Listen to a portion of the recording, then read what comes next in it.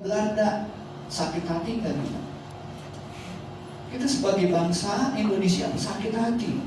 Kenapa? Karena pajak itu bukan buat bangun Indonesia, tetapi bangun penjajah. Nah, pemungut cukai digolongkan adalah orang-orang berdosa, orang-orang yang dibenci, orang-orang yang katakanlah, bagi bangsa Israel itu, kamu ini bukan membela bangsa kita, tetapi membela penjajah. Jadi mereka itu sangat-sangat dibenci oleh bangsanya. Nah, orang berdosa ini siapa? Kira-kira orang berdosa ini siapa? Jadi kalau di kita, ya kita cerita di Israel ya, orang-orang berdosa itu biasanya adalah orang-orang yang jatuh di dalam dosa seksual. Selain dosa seksual, dosa kriminal boleh, dosa lagi penyembahan berhala. Itu adalah hal-hal yang katakanlah disebut orang-orang berdosa. Kenapa Samaria, orang-orang Samaria itu dibenci oleh orang-orang Yahudi? Karena mereka menyembah Allah bukan Allah Israel. Ya, dia punya satu mesbah sendiri. Ya, itu dibenci. Jadi orang-orang berdosa ini adalah golongan orang-orang yang berdosa secara seksual, mungkin pelacur ataupun yang lainnya. Nah, yang aneh di sini, Yesus biasa bertemu dengan mereka, dan mereka datang pada Yesus. Kira-kira Yesus menolak nggak? Enggak. Biasa. Kalau biasa artinya apa? Sering kan? Sering. Nah, bukan hanya sering saja, mereka bukan hanya mengobrol saja, tetapi mereka katakan apa? Makan bersama.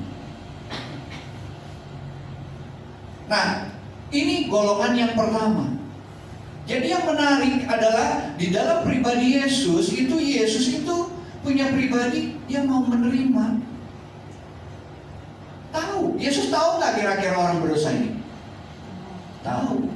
Jangankan Yesus, orang-orang lain pun pasti tahu. Oh, ini pemungut cukai. Oh, ini orang berdosa. Oh, ini pezina. Orang ini punya masalah di dalam kehidupannya. Pasti tahu. Yesus pasti tahu, tapi Yesus punya maksud di dalamnya. Bapak Ibu kalau lihat gitu orang seperti itu, ya, dulu saya punya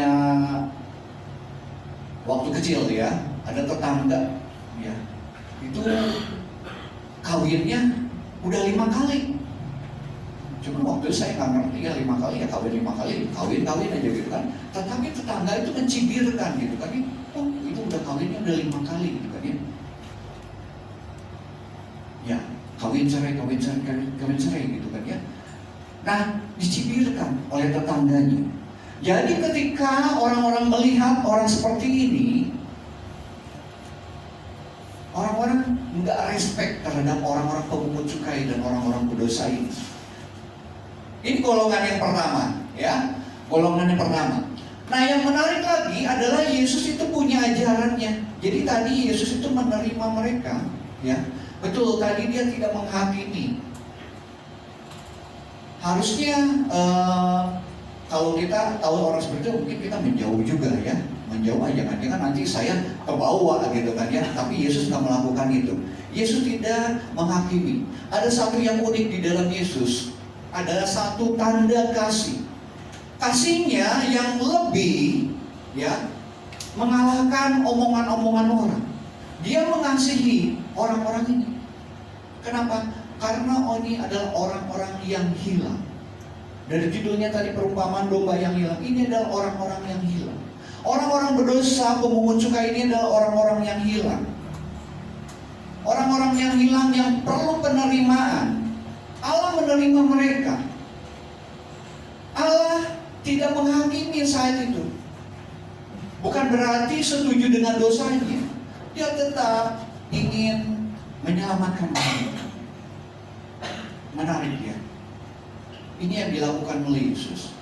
Bagaimana dengan kita? Kita lihat yang kedua, golongan yang kedua. Kita lihat di ayat kedua, Bapak Ibu, di Alkitabnya ya. Maka bersungut-sungutlah orang Farisi dan ahli-ahli Taurat, katanya. Ia menerima orang berdosa dan makan bersama-sama dengan mereka. Maka bersungut-sungutlah. Kira-kira bersungut-sungut kan? Mungkin kita kalau di kondisi seperti itu mirip orang Farisi juga, ya. Mungkin gitu kan ya. Kok Tuhan Yesus nggak tahu sih orang-orang ini berdosa gitu? Kok Tuhan Yesus mau bergaul seperti ini gitu kan ya? Kalau dia ngomong ini, gimana sih Yesus ini gitu kan? Ya, mereka mencuri, mereka merampok uang negara, uang rakyat gitu kan ya. Mereka berzina, harusnya ditegur dong. Kok malah makan bersama? Ini yang dikatakan oleh orang-orang Farisi, bersungut-sungut. Salah nggak? Mungkin kita lihat, wah ini nggak salah lah. Mungkin hal yang wajar ya, hal yang wajar. Tetapi di balik katakanlah ada orang-orang yang bersungut-sungut, kadang-kadang di balik orang-orang yang protes ya terhadap seseorang, ya terhadap dosa seseorang. Seringkali ada satu kepentingan pribadi yang kita kadang-kadang tidak tahu, tetapi Yesus tahu. Di balik sungut-sungut ini, sebetulnya ada hal yang perlu diperbaiki oleh orang Farisi. Apa itu?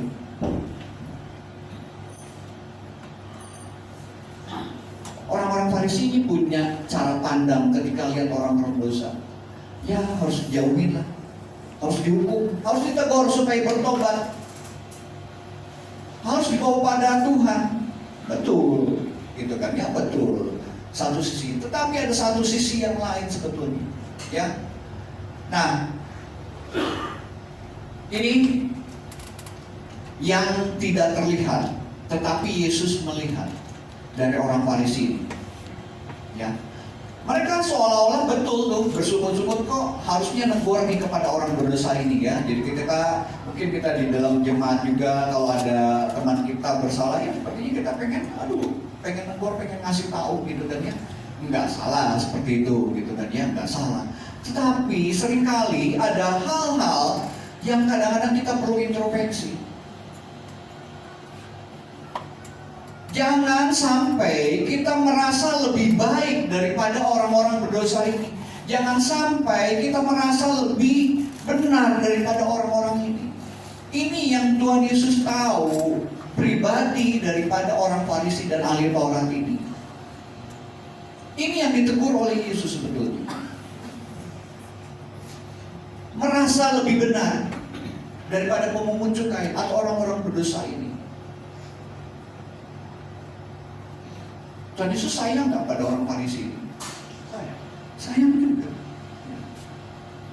Sayang juga. Nah, Yesus memberikan perumpamaan. Jadi ketika mereka bersungut-sungut, Tuhan Yesus kasih perumpamaan, ya.